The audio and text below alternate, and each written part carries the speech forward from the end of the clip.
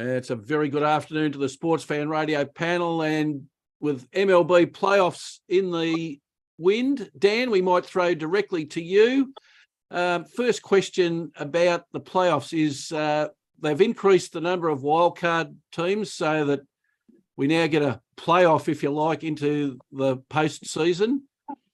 All those games finished 2-0. So have we done anything except increasing the number of teams?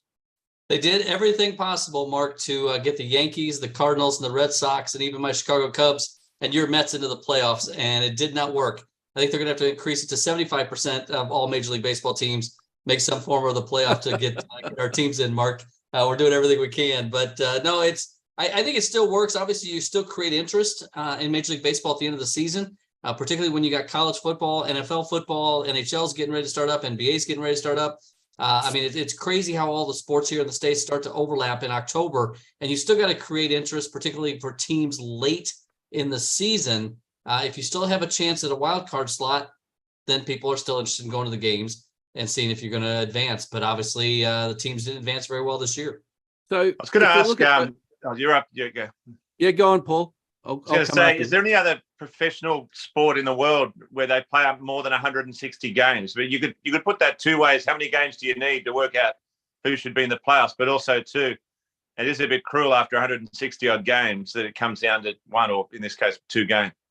Yeah, it really is, Paul. I mean, it is hard. I mean, obviously, it's a very long season in the heat of the summer here in the States. You got teams that are playing in 90, 100-degree heat.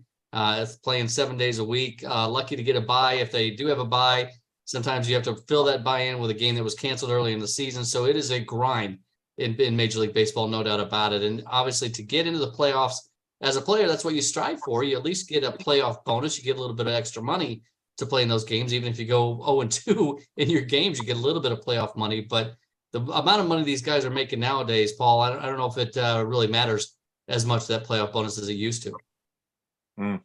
So, Dan, in the National League, my question is there no value to finishing the number one seed? Because the way the play-in games finished, the number 2 seed, the Dodgers, will play the number 6 team, Arizona, yet for finishing top, the Braves get the pleasure of playing the number 4 seed, Philadelphia. Surely number 1 should play number 6. You would not necessarily number 1 playing number 6, but number 1 should play number 4, is the way the bracket should have worked. But obviously the number 4 seed ends up losing. The Phillies end up losing. Well, no, the Phillies end up winning. They play the number 1 seed Braves, but you don't reseed in Major League Baseball in the Major League Baseball playoffs.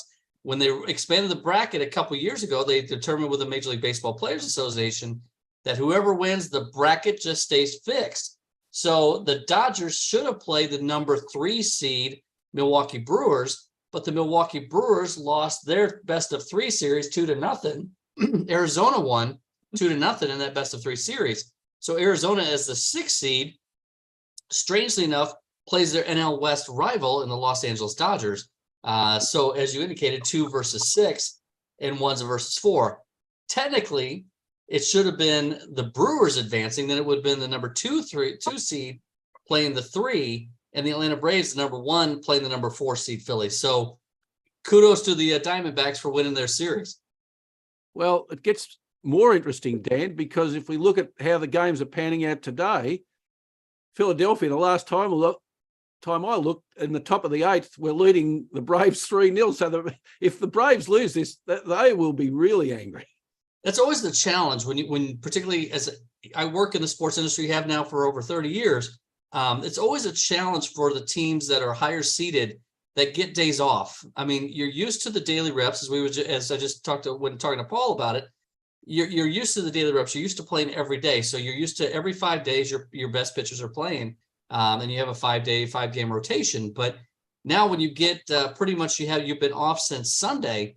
And you're coming in now, rest is a good thing, but not rest when you're used to repetitions and keeping your swings and doing the things that you do in Major League Baseball. It is somewhat of an advantage for those teams that have played most frequently, more recently, going into the series. So this is what happens. Happens in the NCAA tournament, happens in conference basketball tournaments as well. When a team plays the day before, generally they'll play a better 30 minutes than the number one seed or the higher seed, but the top seed ends up winning the series. Okay, so Dan, in the American League, it's Baltimore taking on Texas and Houston taking on Minnesota. Texas won their first game and Houston won their first. Who do you see playing off for the championship in the American League? That's the crazy thing about it. I mean, you guys may recall just a couple years ago how bad the Baltimore Orioles were.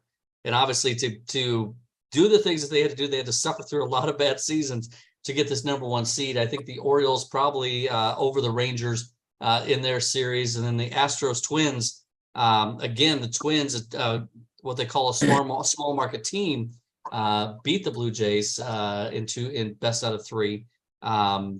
So I still think the Astros are probably favored, Mark.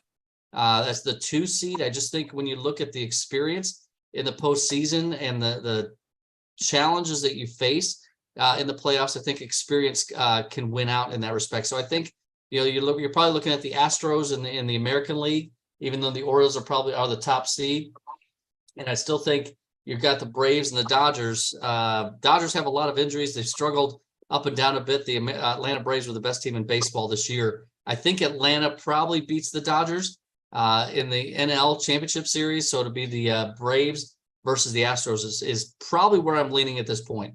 All right. Well, I won't get the ultimate prediction and ask you for the winner yet. Let's just see how they pan out. Let's look at just the season in retrospect. Teams with the 2 biggest payrolls, the Mets had the biggest payroll in baseball, a 74-87 mark. You couldn't say that was a successful season, Dan. And the Yankees, also probably the second biggest payroll in baseball, 82-80, marginally successful. Yeah, it's crazy to look at the biggest market, the Yankees and the Mets. Neither team, it's the first time in over 30 years that the Cardinals, the Red Sox, or the Yankees aren't in the playoffs. I mean, that given the history of those baseball programs, the Yankees and the Cardinals are the most successful in Major League Baseball history. And for neither one of them to make it in is shocking in many ways, given the amount of money that they spend on their payrolls. But when the Yankees don't make it, it really is a shock, given that the hundreds of millions of dollars that they've spent on their program to get to the playoffs. But a winning record, but 82-80 is not Yankee-like in many ways. Mark, I thought starting off the season the Mets were going to get there, and unfortunately, down the stretch just didn't get it done this season. So again, as you indicated, they did what they thought they had to do to get the payroll up, to get some better players in, but it didn't work for the Mets this season either. And I'll jump in there. Sorry if I can, Professor. I saw during the week that Newcastle United in the Champions League beat Paris Saint-Germain 4-1, which sounds just unbelievable. But Newcastle United is owned by the similar interests, which is Saudi Arabian oil money. But what they looked at, the analysis of that, actually built a team of not superstars, but the same amount of massive money had gone into a team, whereas Paris Saint-Germain is obsessed with paying hundreds of millions for superstars. So I think there's a Moneyball analogy there, which is probably fitting in baseball as well, that just spending that much money, throwing the superstars together, we've talked about it many times, doesn't necessarily work. Well, Paul, and the challenge I've always seen in the major league sports particularly, is the longer the contract, the less success the player seems to have. I mean, I've always been a proponent of short-term agreements for ownership, for the fans as well. Prove that you can play, and you get another year on your contract in that respect. But when you're given long-term agreements, there's not a lot of players out there that have a long-term success when they get 3, 4, 5 years guaranteed. And it goes for coaches as well, as we've seen. A lot of college football coaches particularly are getting long-term contracts for $5-10 million a year in the college ranks. They don't necessarily have the success, and then they get bought out of their contracts, leaving the institution. I think there's nearly $1 billion of money sitting there on coaches' contracts that are being bought out by colleges and universities across the country. Not a good situation for NCAA athletics either. All right, Dan, thanks for sharing those expert thoughts about Major League Baseball, and we'll just see how it pans out. Absolutely. It's fun to watch. This is the best time of year for Major League Baseball, getting to the playoffs. Always fun to see who ends up winning it. Okay, let's go to NRL and NRLW. Paul, you must be thrilled with the way that those matches finished off. Certainly with the men's final, it's probably one of the best grand finals that I can remember. Sorry, I'm just juggling the kids here, but yeah, just unbelievable. The biggest comeback ever seen, they're describing it as. I certainly thought the game was over. I thought Brisbane were home, but not to be. But it was a brilliant match, and just not to be. You're just looking at a superstar team who could be the best team of all time. They're talking about with Penrith. Certainly, if they can do a fourth time, there'd be no argument. So Ezra Mam was looking to be the match winner and the best player on the ground. 3 tries, not too often a hat trick scored in a grand final, and suddenly Nathan Cleary decided that that's not the end of the game. Well, I never thought I'd see a coach that makes Craig Bellamy look like the Dalai Lama, but when you factor in that Kevin Walters had $1 million bonus riding on the outcome, and I know Gelding with possibly had some parlays or multis, but never sitting on $1 million collect when you're pretty much 8 lengths ahead in the straight.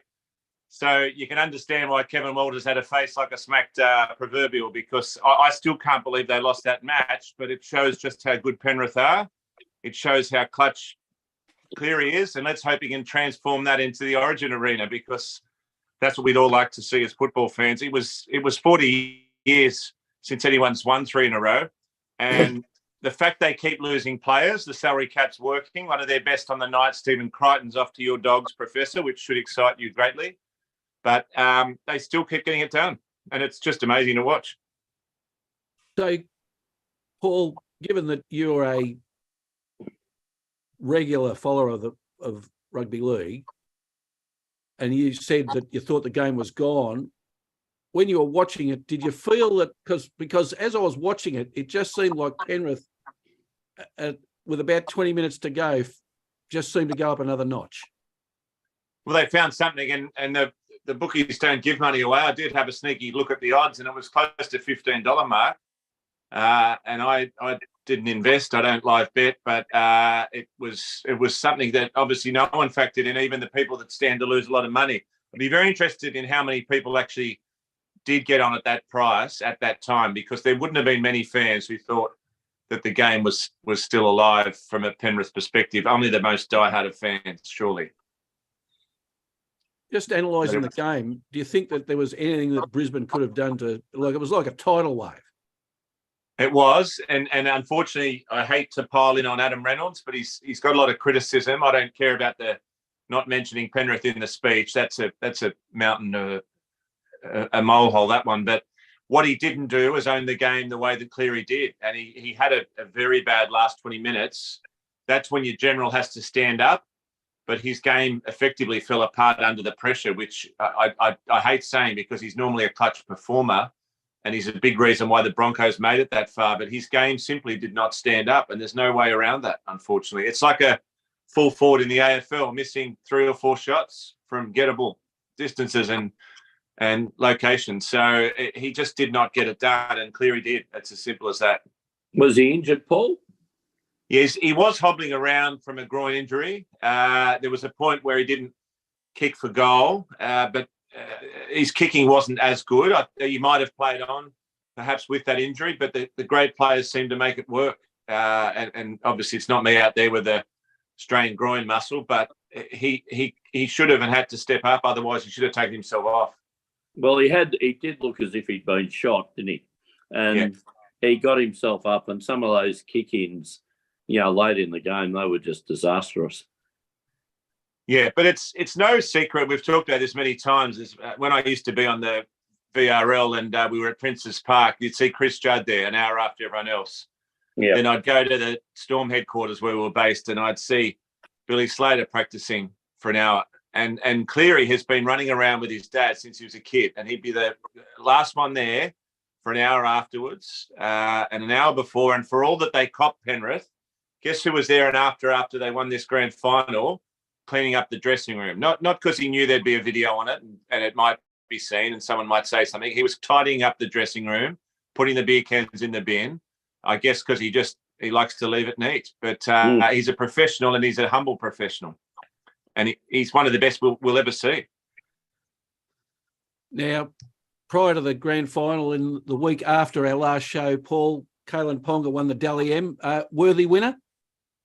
It's similar to the Brownlow controversy. I think there might be arguments for better players in the game, but it's just the way the voting system works. As he may stand out more in that team than perhaps other teams with superstars in them. He's clearly the best player in that team of the Knights. He's a big reason why they made it, but there's arguments to be made for other players. Nicho Hynes, last year's winner, didn't have as good a year. He'll be the first to admit that.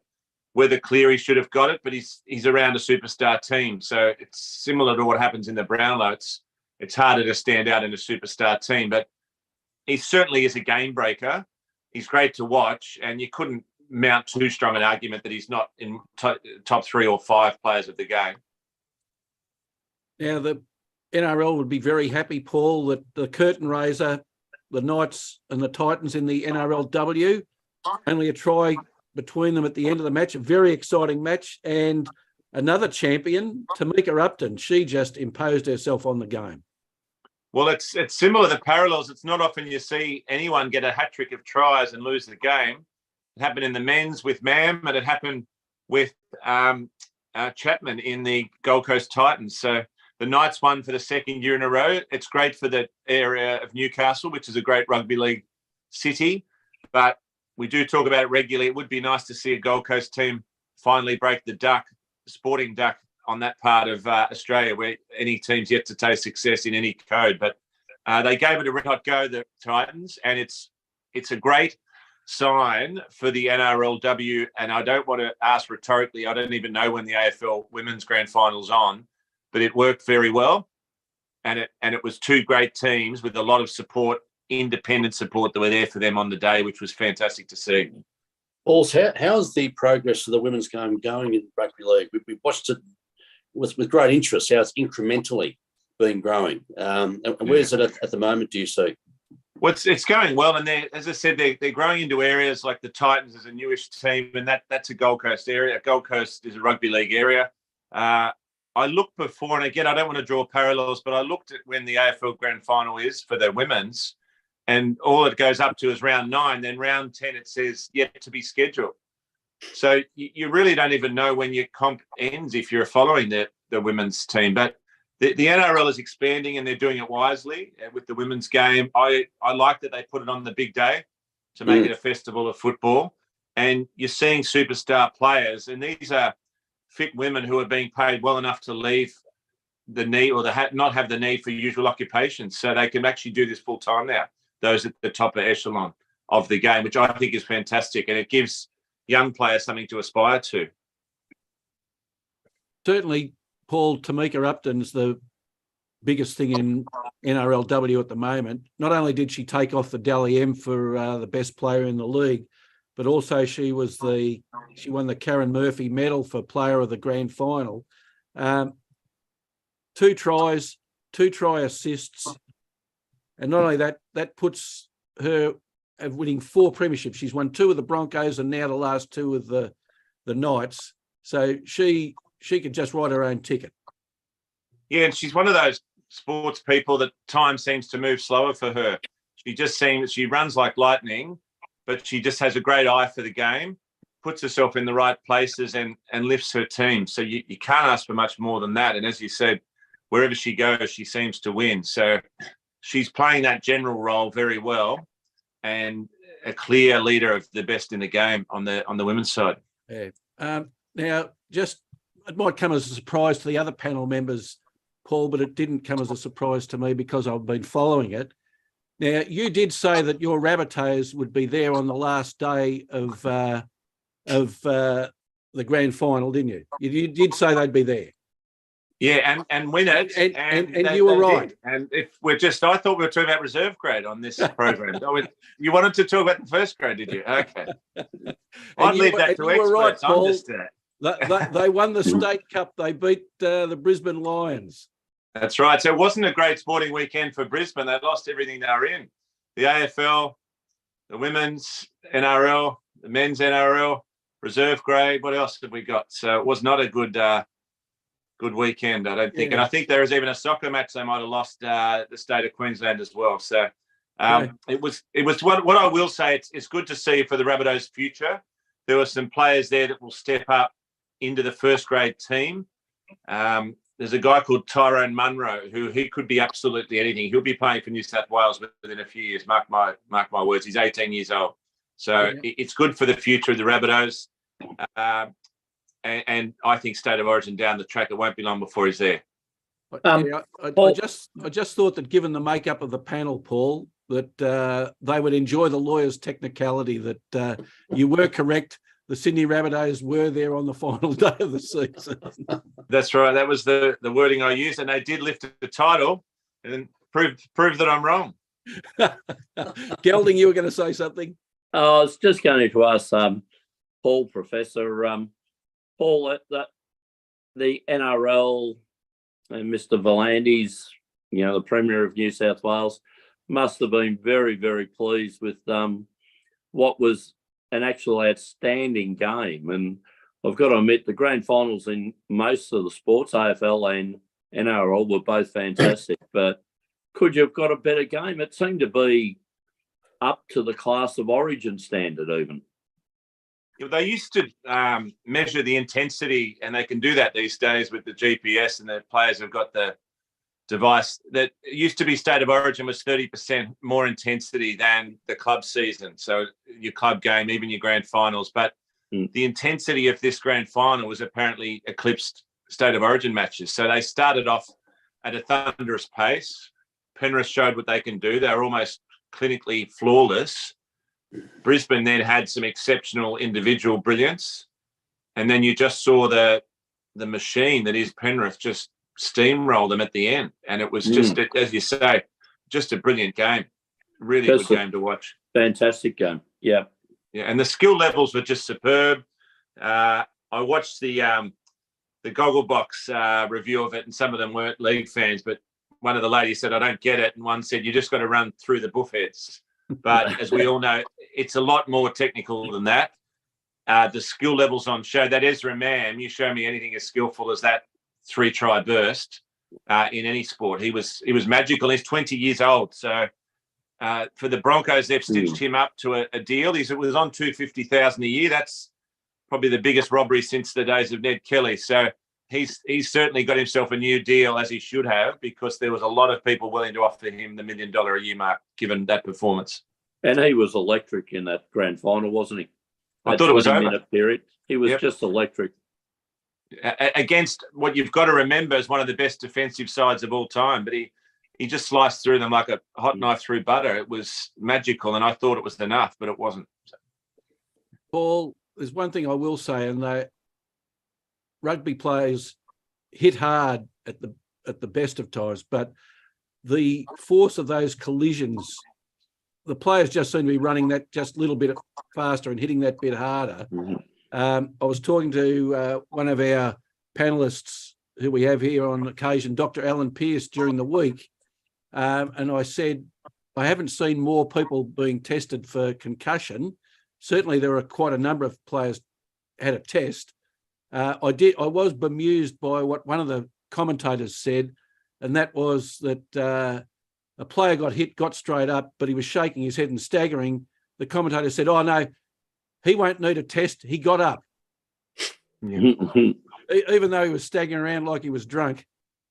Wow. That's the problem you have now. You have some of them trying to act like nothing's happened, but there was one player that tried to act like nothing happened. Unfortunately, played the ball the wrong direction. So that that might have tipped off even Blind Freddie that there's a problem there. No concussion protocols needed, but it was incredibly intense game, and the fitness levels off the charts, and a great game to watch, as you say, Gelding. All right, let's change speed. We'll go from one major code in this country to another. Judge, you posed during the week a very important question, I think. Who is in charge of the AFL or the AFLW, the board or the CEO? Yeah. And discussions about the chairman of the board. Well, which CEO too? I mean, it's like the Vatican. We got two popes. Which pope is in charge? They haven't. I don't know why they haven't handed over from Gorgeous Gill to Dill, but that hasn't happened. So we don't know who's the CEO. In terms of the board, there's nobody. Yeah, I think they have, John. I think he passed over. I think it was after his 10th farewell concert. Gil had a few farewells, and after posing with the thing, he took everyone out for lunch, and he said, "Oh well, we'll go for lunch." And after 4 o'clock, I'm finally going to hand it over after my 2-year tour of saying goodbye. Well, we just sort of summarised the whole thing, Gelding. He decides when he goes, and he'll do it in his usual happy way. He makes everybody happy, Gil. But the fact of the matter is that the league is leaderless, Professor. The commission doesn't work, as in it doesn't function, and there's only, as I understand, there's still 2 commissioners short. None of the commissioners seem to me to be qualified for the job. The CEO is being battered by the fact that he's also the CEO of a little organisation called Qantas, where he's had issues with his CEO there, as we now know. He's also the CEO of Woodside Energy. It doesn't seem to me that he's all that interested in AFL. So I think the place is leaderless. I think there needs to be a real look at it, and I think he should do the right thing and walk away. And there's been plenty of calls for him to do that, and he's blatantly refused to leave. Well, both that big kangaroo and the AFL. So he obviously likes collecting the checks, not doing it. An unholy mess of Qantas, and then the poor new CEO just gets dumped with all the problems. And good luck to her. How you can ruin an iconic brand like Qantas in a short period of time, it's a skill.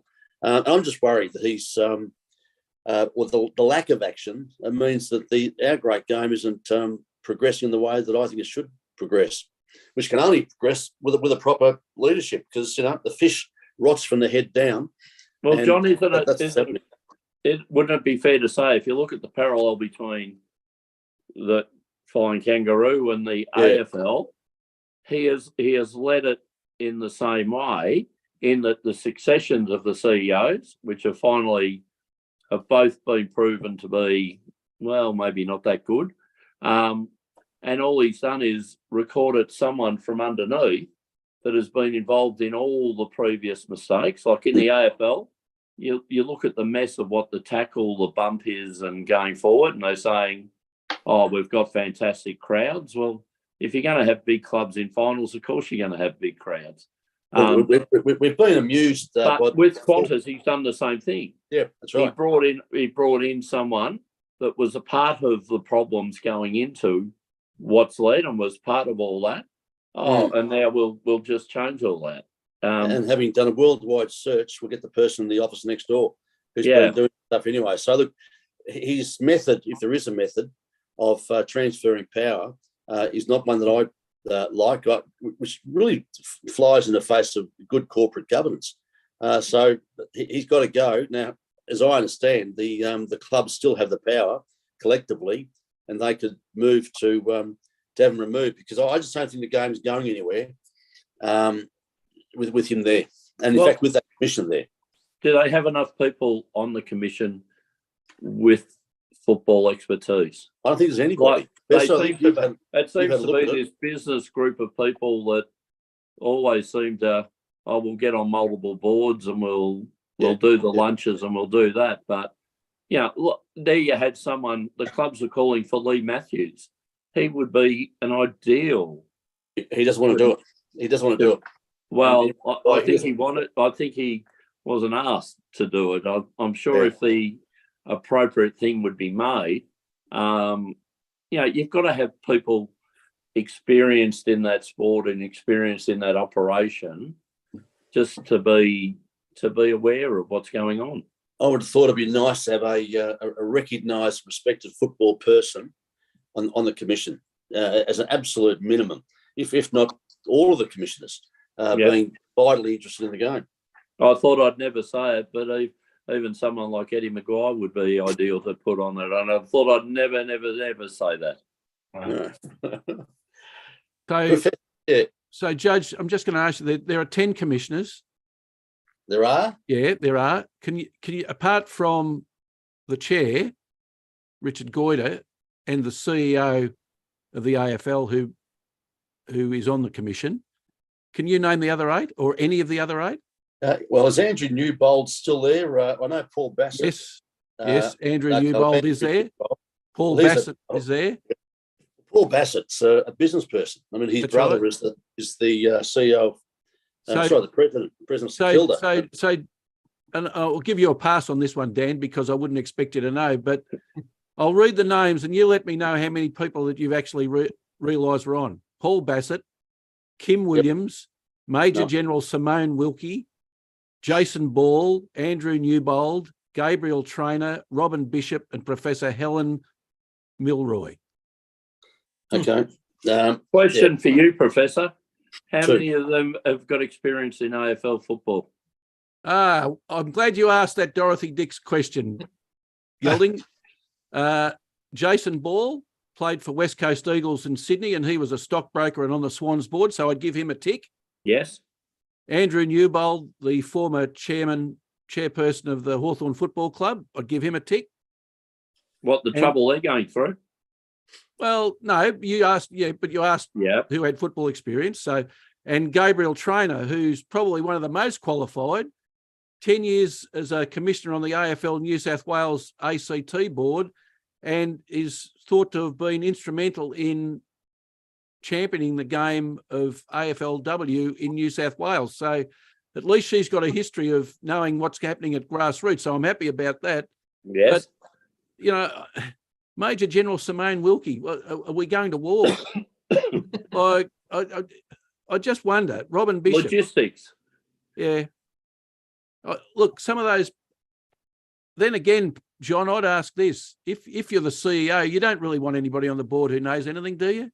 No, not at all. In fact, it just seems to me to be, from an outsider's point of view, Goyder is the general, and he leaves everything to Gil.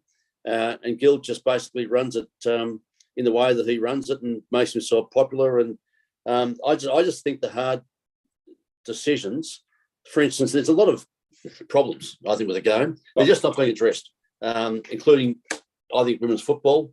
We've spoken about a lot of issues that are really at the forefront at the moment. And I mean, I look at rugby league, and I wouldn't mind if Volandis. Well, I'm just checking for Volandis's playing background here, but my internet must be down. I can't find anything. But I don't think he's got a glittering career in certainly playing football, but I'm not sure. I know he came through the racing ranks, obviously, but he just seems to be a personality type that could, as you said, Judge, I think could fit. You got a bit of smugness there with Gil, whereas with Peter Volandis, he's not shy to take things on, popular or not. And it may be that that's what you need there, as opposed to try to please all types. Well, I think it's been well known that the AFL club and the commission and the running of the AFL has always been regarded as a private schoolboys private club, and continues to be so. I'd also point out, Professor, that country football and suburban football, which doesn't get much media, but that really is grassroots. And women's football, you can't get more grassroots than that, and they're just suffering and being ignored by the commission and by the CEO, which is just really only concentrates on the elite 18-team competition. Now, John, I was talking to a football league CEO during the week, and the AFL are giving $2 million to clubs throughout Australia. $2 million spread throughout Australia to all the clubs. Now, they would say they're supporting grassroots sport. Doesn't Gil earn that in 9 months? That's about right, I think. That's a disgrace. If you divide that amongst the clubs, that's the greatest magic pudding of all time. If you're saying he's supporting grassroots football, it's just not. I'll just read you, if I can, the organisational structure of the NRL. So it's run by the ARL Commission, headquartered in Sydney, which is not surprising, but there's 19 members of that commission. 17 of them are the clubs. One is New South Wales Rugby League and the other is Queensland Rugby League. So it's quite egalitarian having everyone there. Whether it runs smoothly or not's another issue. Well, the AFL would say it runs smoothly, but I'd beg to disagree. Yeah. So, I'm just on this show, Professor. I'm just saying the game needs a total restructure. It was done years ago when they formed the commission, but it's clearly not working. The game just runs itself. It always has run itself, but it runs itself well. The only big decision is the broadcasting rights, it seems to me. Yep. But those that affect the real people outside the elite teams has been entirely ignored. And I just think you ignore your grassroots at your peril, and that's what's happening. thanks, Could Judge. I ask, just to put it out there, would it been the clubs involved in voting for the Tasmanian expansion, and it would have been simply for them an economic case that because of the increase in revenue, or did they not get a say? Well, the way it's structured is that they don't get a say. They'll be spoken to, or Gil will give them a ring and say, what do you think? But ultimately, it comes down to the commission. And okay, talking about disasters, I mean, that's just one of the greatest disasters of all time. I can't see a Tasmanian team for 10 years. Well, the disaster's yet to happen yet, with all the penalties that are involved with the construction and the government, the political fallout as well, because they're going to have to juggle whether the people they actually govern down there want it or not. So that I think the disaster's yet to happen without being a doomsday.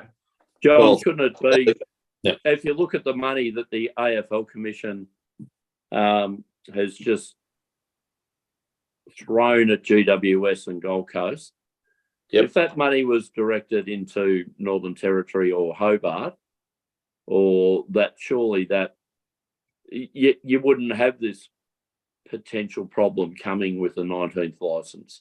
No, Like they've already, God knows how much money's been put aside. It's never been answered, all that, to support these clubs. As you have said many times on this program, there's half a dozen league clubs that are currently playing that are basically insolvent. Mm. These are probably, it's cost over. We'll get 600 million in the TV rights, and we'll just fund and we'll look after ourselves. Yeah. I think it's 30 actually million a year they're putting into the Suns, each of the Suns and the GWS, which someone justified to me once they're making more than that in an increased TV rights deal, which may be the case. But whether that 30 million each, that adds up to 60 on my abacus. 60 million a year is money well spent. Not for me to answer. Yeah. All right, John, thanks for that insight. So, Dan, I'm going to bring you in here, and you're going to be the litmus test for this, because I have a feeling about it, and I know about these sports, but how big is the Rugby World Cup and the One-Day Cricket World Cup? What sort of airplay is that getting in the US at the moment? And is it getting media saturation? Not that I've heard of. I mean, obviously I've got friends that follow it, Mark. So obviously Facebook and Twitter, X, whatever you want to call it. My friends I see posting on it. But again, with Major League Baseball, college football, NFL, hockey, basketball, everything's starting up here in the October time period. Very little anything. You don't see anything on the local news, national news whatsoever on it. It's just friends that actually follow it that post on it. And so, What about the rugby league's opening this season in Las Vegas there? I'd get to Vegas if it wouldn't be dangerous, Dan. Yeah, I mean, again, because I have friends in Las Vegas and they know a lot of people are tied in with the event. That's the only reason I hear of it. I don't hear, there's nothing on SportsCenter or anything else here in the ESPN that's following it. I'm going to hit you up for a Sean Callanan style lanyard, Dan. Don't worry about that. So I'll just need to tell the kids I'm ducking up to the shops and I'll go to Vegas. No, I wouldn't. Dan, just on that note, is there any interest at all in AFL in America? No, it's crazy. Again, it's crazy, Judge. When ESPN first started up years and years and years ago, AFL was a big part of ESPN's broadcast package. I think it was inexpensive rights to be able to get at that time. They could play in the middle of the night, but you don't hear of the sport whatsoever here. No Fox, CBS, NBC, ESPN, none of them, provide any highlights of anything going on over there. I mean, I fell in love with the sport when I came over years ago, and you try to find highlights, but the only way you can follow it here is obviously online streaming. I think the main Don't worry, reason the gents. ban Now is that Scotty Pippen came out for a bit of a circus tour, and Scotty Pippen attended the AFL Grand Final, the NRL Grand Final. Based on his interview at the NRL Grand Final, he may as well have been watching ballet because he's not going back as an ambassador. He had no idea who was what or anything. Same guy, Paul. Same guy, Paul, that said Michael Jordan wasn't that good of a basketball player. Got it. Yeah.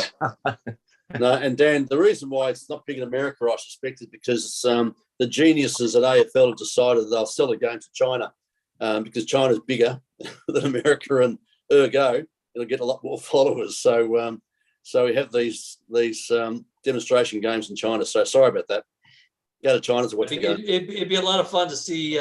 Probably have to be Major League Baseball stadiums that could fit AFL here because it's such a round, circular field compared to the NFL, which is a very rectangular field. So it'd be very interesting to see if what stadiums could even hold AFL here in the States. While we've got you, Dan, I do want to ask you, and this is breaking news, is the NFL is considering banning a very rugby-style move that the Philadelphia Eagles have adopted, where players get in behind either the running back or the quarterback, and effectively, I think it's got a title with the word bum in it, but it's got a push and a bum. I don't know what exact phrase it's used, but it's a very rugby-type ruck and maul maneuver, where it's proving so effective that the NFL power brokers are deciding whether it breaks the rules. Yeah, I thought it actually did, Paul. Obviously, that's one of the things. You can't just throw a player up to try to block a kick, but it's interesting that you're even hearing it because I thought that was a banned rule in the NFL. Yeah, well, it hasn't been banned as such because the Eagles are doing it regularly where they get in behind the running back or the quarterback or whoever's attempting the touchdown, and they're almost linking arms and pushing. Almost a rugby maul type thing. But as far as I'm aware, they're still being awarded as touchdown. Huh. Interesting. All right. I just want to get back to rugby and one-day cricket. Judge, where is the Rugby World Cup being played? What country is it being played in? Do you know? Let me see. I believe it's in France. Yeah, very good. Very good. Gelding, where's the one-day cricket World Cup being played? Oh, well, Professor, I think you're being a bit rough on the Cricket World Cup because in comparing I've drawn you out, Gelding. I've drawn you out. Comparing it with the Rugby World Cup, the World Cup's being played in India, and of course the Indians are the favourites to win the World Cup. So we have 1.4 billion people very interested in the international 50-over game whilst it's being played in India. How are the crowds been, Gelding? Well, very ordinary for the opening game of England-New Zealand, which was the replay of the 50-over game. Yeah. I would imagine tonight's game, which is being played in Chennai, which is India-Australia, the number 1 ranked team in India versus the number 3 ranked team in Australia. I think it will be a very, very big crowd today. And any cricket game played in India, John, especially with India involved, will be fantastically supported. And I'm sure as the series goes on, and if India does well in it, it will be a huge following and all that. The problem with India is the last couple of 50-over series is that they've been favourites or up there in the top 2, but have did a bit of the New Zealand rugby and lost in the semi-finals, when they're predicted to take the whole thing. So it'll be interesting to see how they go with the pressure on them with a home series, with the game being played there. And of interest in the 50-over games, the last 3 events have all been won by the host nation. So a bit of pressure on India this year, I was going to say, tonight's game, if you had the same people counting the crowd as count the GWS crowds, there'd be 500 million there tonight. It'd be standing room only, safe to say, tonight in Chennai.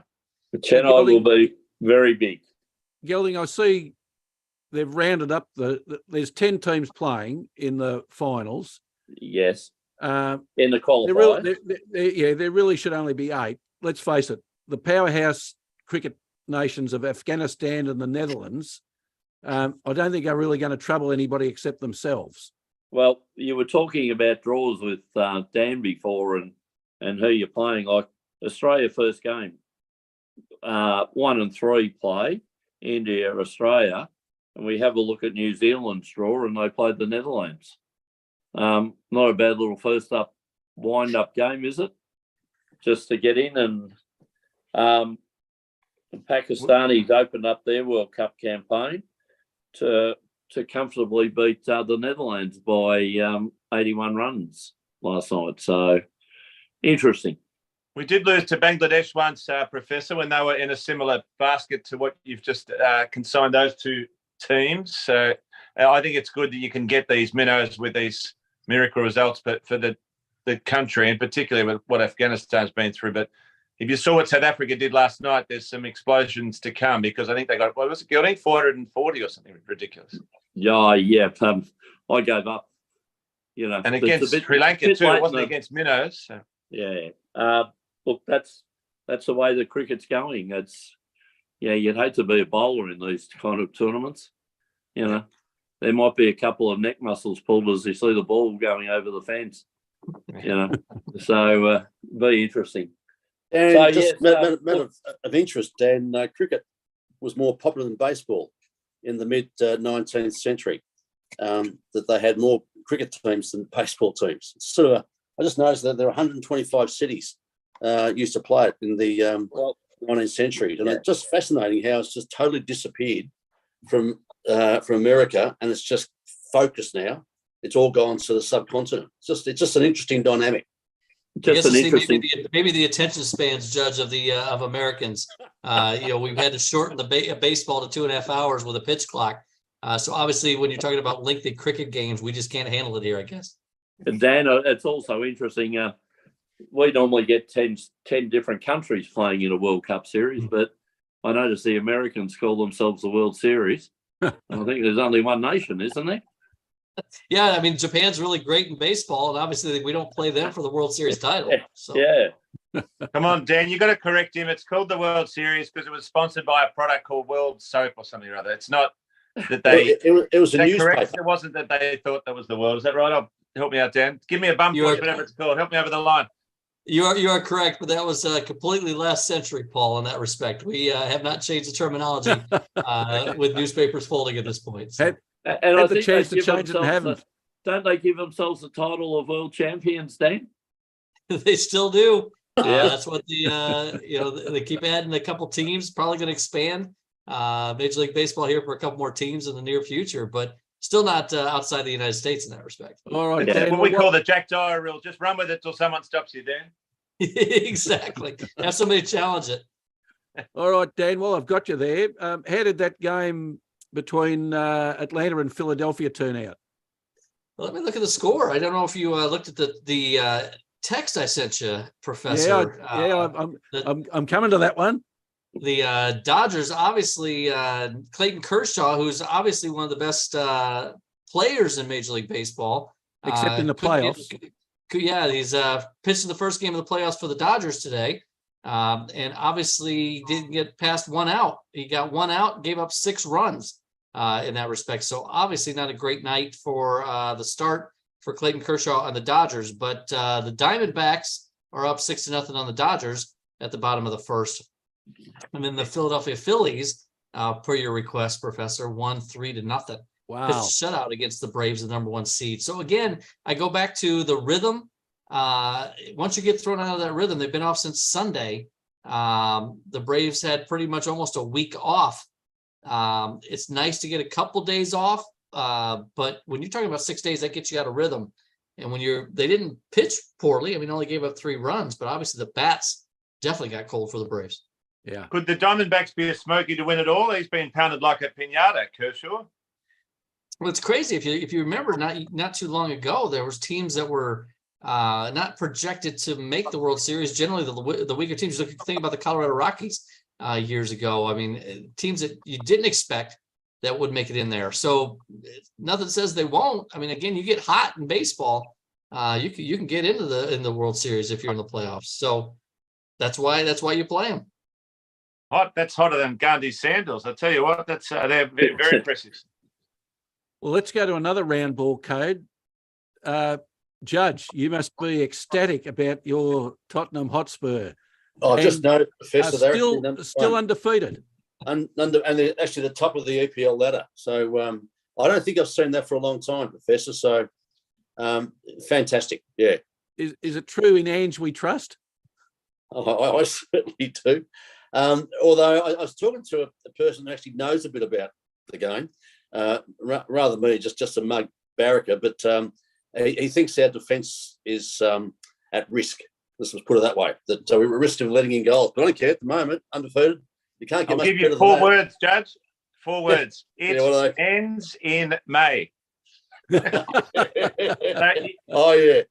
If you're That's panicking now, that's a long time to last. I won't make any rude analogy, but that's a long stint up the top of your game. Yeah, well, you can only do what you can do at any time, Paul. So at this stage, it's all Career good. motto. Yep. But Man City's obviously got a game to play. But anyway, at this stage, happy. And it just seems to me that it's been a revitalised Spurs, in terms of their supporters, which is great. But surely, Judge, if you look at Postecoglou's pedigree, he went to Yokohama. Winner. They won the championship. Yep. He went to Celtic. They won the championship twice in a row. They won the treble in his last season. Now he's coaching Spurs, and they're on top. He did wonderful things with the Socceroos. Like, this is like wins wherever he goes. He does, and as you know, I don't get a lot of joy from my AFL team, so it's given me a lot of joy at this stage. And I just noticed with the crowd, one of their songs that they sing is "When the Saints Come Marching In." There you go. That's not an omen. I don't know. Well, maybe he should be hired as an advisor during the off season to St Kilda. It couldn't be worse. Yep. I did like during the week, I saw a tweet from Domino's in the UK, and they said how many pizzas they delivered since Chelsea last scored. It was something like 200,000 or something or other. So it was a bit cheeky. They're obviously not Chelsea fans at Domino's Pizza, but they had some promotion on. I think it was. But Chelsea's back in form now, so it's amazing how fortunes can go up and down. Now, Dan, just bringing you in just before we close the show, and I talked to Gelding about the racing. We did talk to you in the last show about how well the Colorado Buffaloes were going. They'd started very well, but they haven't. They had a setback last week against Notre Dame. Yep, surely did. You're looking at University of Colorado playing exceptionally well first couple games of the season, but nobody knew Deion Sanders' system. So after 2 games, they were able to scout and figure out the players, and they had lost their best player, who I think is their best player, Tyler Hunter, from in the Colorado State game, ended up getting a lacerated liver on a late hit. So Colorado currently beating Arizona State tonight, late in the fourth quarter. So good in that respect. For Colorado bouncing back. But the Pac-12, as we talked about a few weeks ago, the Pac-12 is probably the best conference in college football this season, and unfortunately their last season as the Pac-12 is currently made up. But it's going to be interesting. I don't know if Deion can get into the Pac-12 championship game, but I still like watching them play. Did you see the ESPN documentary during the week on college conferences? I did not see that one. No, Mark. If you get a chance to take a look at it, have a look. It was talking about the point it was making, and it went all the way back to the start. It said, like, we're talking about change now, but if you look at the history, the only thing that's ever happened is things have changed. So and that's it. I mean, whether there's so much going on in college athletics right now with lawsuits and external forces that are hitting. As we talked about a couple weeks ago, I believe, when we talked about commentary alignment, I mean, there's only so much money left in linear broadcast. I mean, ESPN's gone from 100 million households here in the United States to under 60 million households. So when you're talking about that per subscriber, what Disney's able to pay out anymore, they don't have $30 to $50 million per institution in a conference anymore that they could have paid out anymore. So it really is, it's going to be a challenge. These schools are taking the last grasp that they can at the big financials that are currently available, but there's some pretty big media rights coming up. The college football playoff is going from 4 to 12 teams. That's going to be a pretty significant interest in their broadcast rights for those games. And it'll be interesting to see, gents, if that goes to streaming versus linear television, whether it goes to an ESPN Plus as they try to build streaming packages. And then also all of the NCAA championships are available except for men's basketball right now. So over 90 NCAA championships are available for the broadcast packages, and that's going out next month to bid. So again, when you look at why conference realignment is so financially based on the college football side, not so much on the non-football side, it's going to be interesting to see if this comes back around, Mark, whether these schools come back together 10 years from now. Dan, it's a discussion for another day, but I'm starting to wonder if there's not sport fatigue setting in amongst the general punter or follower of sports. You can only follow so many sports, and everything's big now, and it's sort of it's advertised so widely, and I just wonder whether fatigue may be starting to set in. Paul, that's Judge, that's a great one. Great topic for another day, because we could spend an hour on that topic alone. I mean, it's I completely agree with you 100%. I think society has changed so much. I think there's so much content. We used to be a game of the week was all we got. And now fans expect every game to be broadcast. And you look at attendance. I mean, football's having some pretty good attendance on the CFP side, the college football playoff side, but every other sport seems to be losing attendance across the board. And I think that's been an impact of COVID. I think society's changed since that time. And you're starting to see college basketball tournaments and some of these other big entities that are losing fans. And I agree with you. I think it is a good topic for another day. All right. Well, on that note, Gelding, we might have a look at hunting. It's another sport that's big, horse racing. Coming into its kind of peak spring carnivals, yes. Yeah, and we didn't start off the spring carnival eve too well yesterday. We had a bit of a ouch day yesterday with that racing, Professor. There was a few bubbles burst at Flemington tomorrow, and certainly I was on the James McDonald bandwagon yesterday with Romantic Warrior and Princess Grace, Professor, and Princess Grace, of course, ran second, and Romantic Warrior, a horse that's won. Dan, this horse has won $15 million Australian from 14 starts. Wow. So every time it runs, it's based in Hong Kong. So it's averaging $1 million in prize money every time it starts.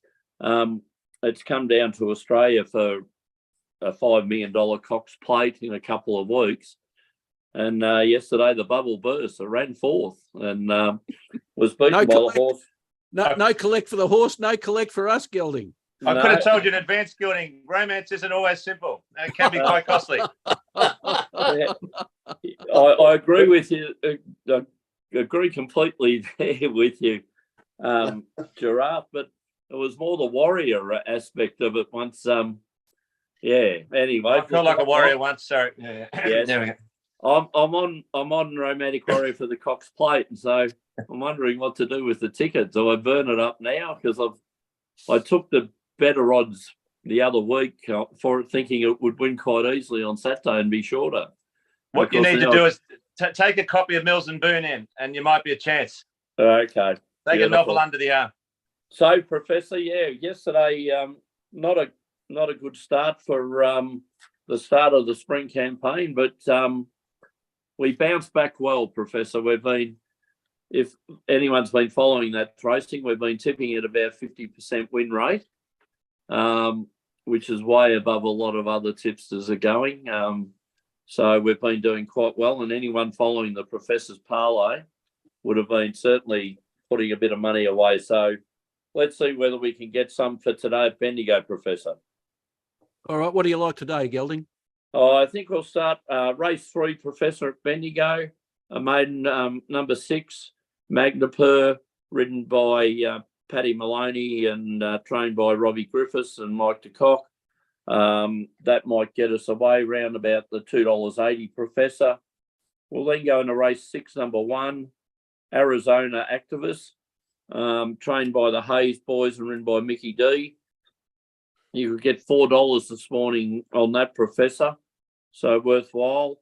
And then we'll wait for the last, we'll go race 9, number 2, Isn't Me.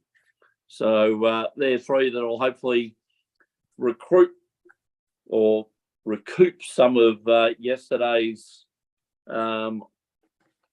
bonus bets, Professor. Well, race 6, horse 1, Arizona Activist. That must be a name and bet for you, Dan, especially with Arizona getting up. Exactly. Yeah, it's always interesting to see names of horses and see what piques your interest. All right, gentlemen. Thanks very much for your participation today, and we'll see you all again on the next show.